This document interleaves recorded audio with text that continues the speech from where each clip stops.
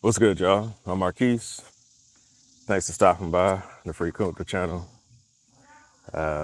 Before I get started with my conversation that I've had with a self-identified FBA, I do want to say that the purpose of this channel, the platform that I hope to build, and my mission in life isn't to bring any more division in the African American or African diaspora community. It's actually the complete opposite, which is to have real world conversations and coming from a place to learn, love, and understand one another, so we can start building that bridge and making real world changes, not getting caught up in the diaspora wars or the stuff that we see online. So I was having a conversation and telling someone about the amazing experience I had on the last video about African Americans and Africans coming together, sharing the same space, getting along, vibing, and it's just happening organically. This event wasn't planned by man, probably by God, bringing his people together, but it wasn't planned. So as I'm telling her about my experience, the great time that I've had, and the potential that I see, I also tell her that I believe that the division between everybody in the African diaspora is manufactured. And once I say this, it triggers her. And little did I know it was going to just start a debate. So she says that I don't have the right to be able to speak on these things because all of my experiences are anecdotal and I don't have one-on-one personal experiences with Africans like she does. And she's telling me, she's bringing up the FBA standard, the talking points. I've heard them. I agree with some of them. And some of the things I don't. They just kind of went too far with it. And I don't agree with the leader of the movement, but I'll get into that afterwards. So she starts telling me about her personal experiences with Africans. Then she starts going into some of the stuff that she's seeing online and on lives and in the comments. Because for the most part, from what I've seen, if you're FBA, it's where you live. You live in lives and in the comments.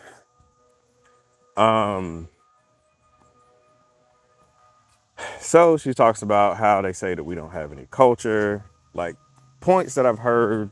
This isn't just stuff from FBA. We've heard this a long time ago, but how we don't have any culture, how we're lazy, all the things that we hear, the negative stereotypes about African Americans, not just coming from Africans, but people worldwide say this about us because African Americans are some of the most influential people on the planet, and we have the most exported image globally, but we are in control of the images that people see.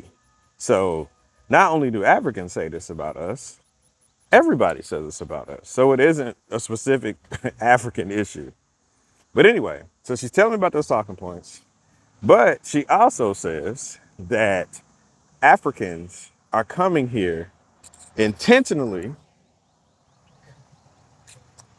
identifying themselves as African Americans so they can take away the resources that are set aside for African Americans.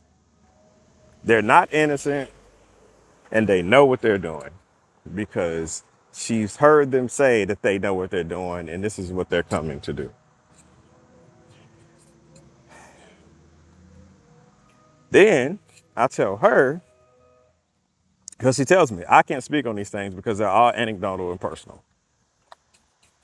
But then I ask her, hey, where is this stuff happening at? Where is this coming from?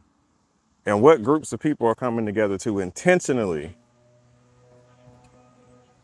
take resources, well, I guess resources, away from African Americans? Because during the conversation, that she was saying like how they talk about how we're not cultured, we're violent, um, and all these things, she starts to talk about how she tells me about the tribalism that happens in African countries and how they're divided and they don't get along. So I'm asking her, can you tell me where this is from? Can you like give me some background? Can you like give me some information? She says the thing that's automatically a red flag to me that I hear when people say is do your research. If you didn't do your research, then that's not my fault. Nowadays, when people say that they did their research or they're telling me to do my research, I'm believing that it's probably their research is probably done on TikTok, YouTube, Instagram, or some blog or vlogs, not like real research. Probably some statistics that they heard get thrown around, but not research on their own. So I just let it ride, but kind of interject and I say, hey, well, you told me that you were going to talk about a systemic issue because I said that the division between all of us is manufactured. Hey, how's it going? That the division between all of us is manufactured. And you said that I can't speak on it because it's all anecdotal. But everything that you're giving me is anecdotal. And you said that you were going to talk about a systemic issue. So which one is it? Then she says, you can't tell me how to debate. I'm going to debate how I want to debate. So it hits me at that moment that it confirms, it's a confirmation on a lot of stuff that I've been seeing on this movement,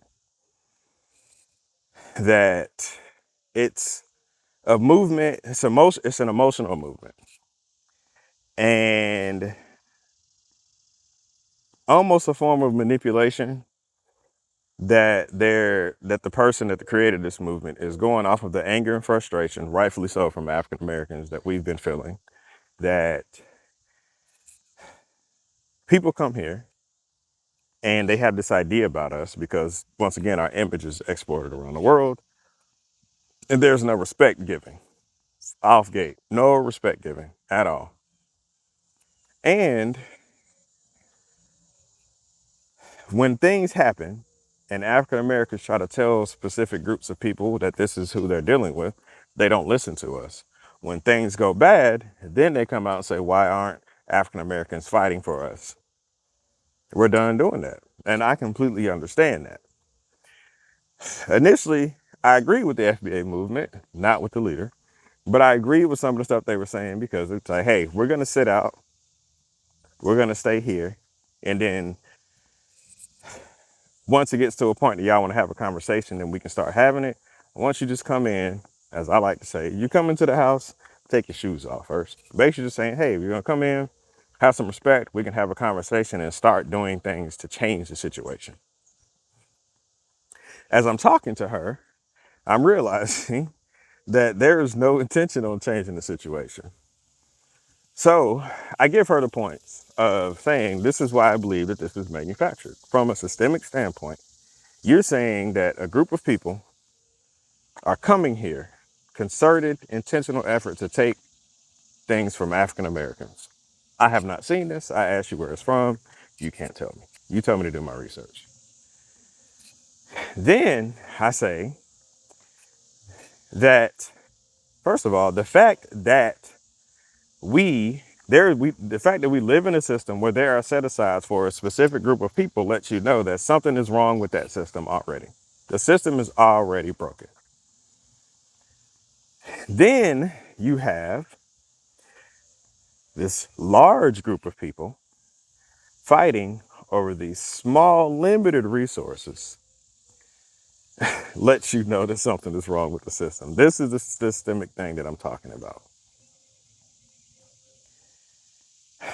And then I say that African immigrants are coming here no different than any other group of immigrants because they're coming from whatever situation they're coming from under the same systems that we're coming from, under the same oppressor, maybe a different name, same system that we're coming under.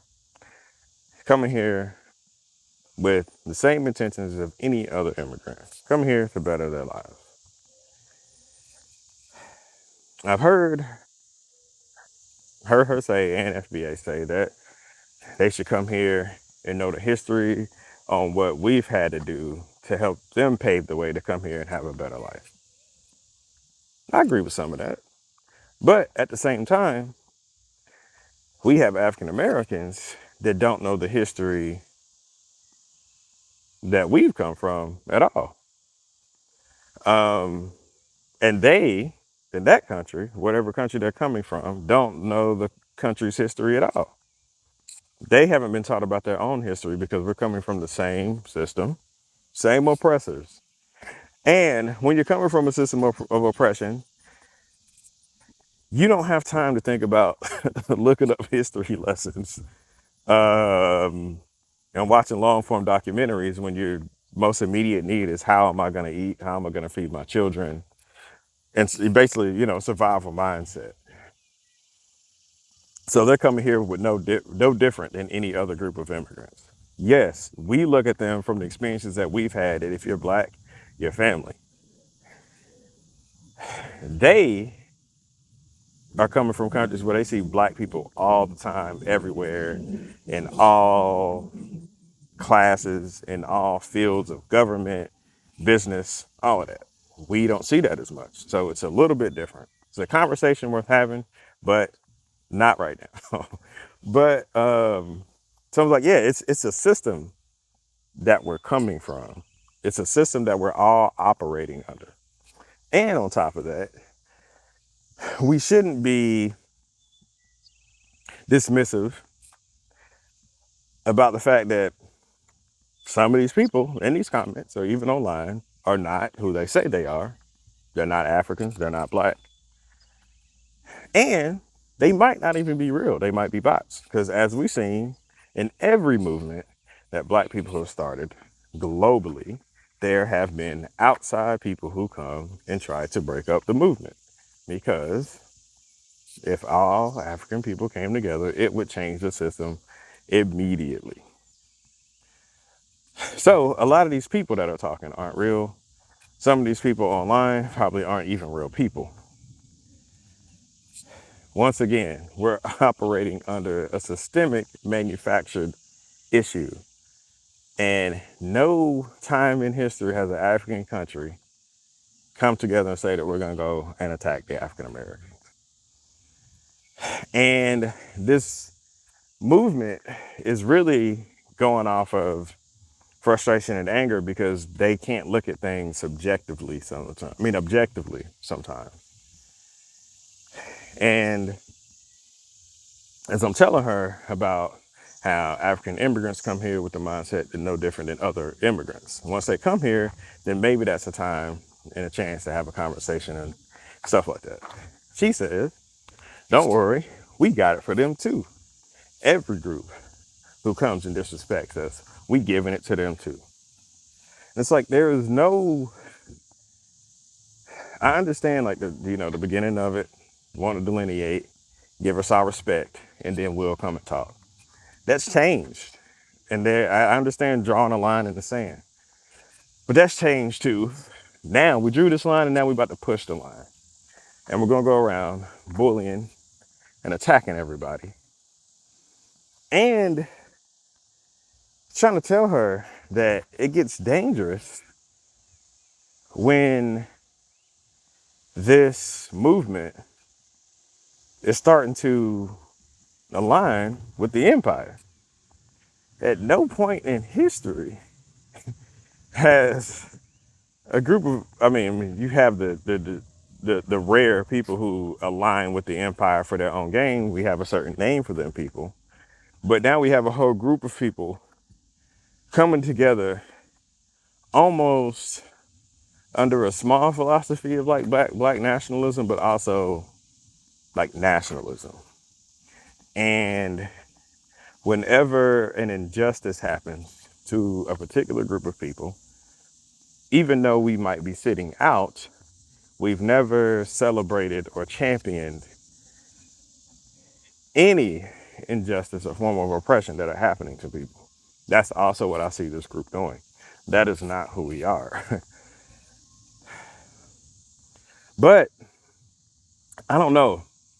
As I'm not having this conversation with this person, I'm giving her just a different perspective. It's just kind of showing certain flaws in this ideology. There isn't a lot of point in time where she stops and thinks about like what I'm saying or telling her. And then it gets to a point where having a conversation, and after the conversation, I was like, yeah, we're cool. We were just having this topic debate. And uh, she was like, yeah, she was cool, but it felt like a personal attack. She was like, once you started talking about FBA, and I had to stop her and was like, it wasn't a personal attack. You aren't FBA. You're an individual. You aren't FBA. Like I should be able to critique or have or disagree with the ideology, but that doesn't mean that I'm attacking you personally. And I was like, that's very close to how like cults operate. It's very dangerous. That mindset is dangerous. And had me thinking like, we do live in a time where people don't look at facts or be able to look at things objectively. I do see in lives and in the comments that they're like using statistics to, I guess, tell their own narrative in a certain way. And I guess they think that they're doing their research because they're just basically just doing the same thing that they probably seen like presidential elections do or something, where they take these statistics and turn them a way that like makes sense for them or works towards their favor. But you can tell a lot of these people that are throwing these statistics around aren't data analysts and they're not telling the story within the story. Anyway, I don't know. I kind of see in the world that we're living where MAGA exists, where you can give someone facts or something objectively and they can't take it in or perceive it. It's almost like the FBA is becoming like the black MAGA almost, where reason and logic, common sense isn't really coming into it. It's all anger and frustration. I feel like that anger and frustration is being manipulated by the creator of the movement, but you also have grifters who come in and create this negativity for the purpose of engagement, because that's how the algorithms and stuff work. So I don't know. I mean, I do plan on having more conversations with her. Just kind of seeing where she is, still trying to just bring out some points on how certain things aren't right within this movement, and let her know I do agree with certain things, but I feel like it just went too far. And it has to get to a point to where somebody has to have a system of checks and balances within this thing and saying, okay, well, we're getting so far away from who we are that maybe we should stop, take a look back, and make some adjustments. Because as far as like the plan on what FBAs are trying to do, all I'm seeing is like attacking and bullying. I don't see attack. I don't see anything trying to come together, unify, bring some meaningful, I guess, policies together. Um, I just see attacks and hate and bullying. Like I said, and I believe that that is being manipulated into someone else's game. But I'm still going to have conversations with this person. I'm not judging or looking down on anybody in the movement because I understand on a bigger scale that FBA, along with other groups that I don't really agree with, I understand that coming from an African American standpoint, is we do have a form of identity crisis. But that's a conversation for another day. Appreciate you for listening to me rant and just kind of reflect on these conversations that I'm having. But that's the goal, and that's the mission, that's the purpose on what I'm here to do. Till next time, love y'all. Y'all stay good.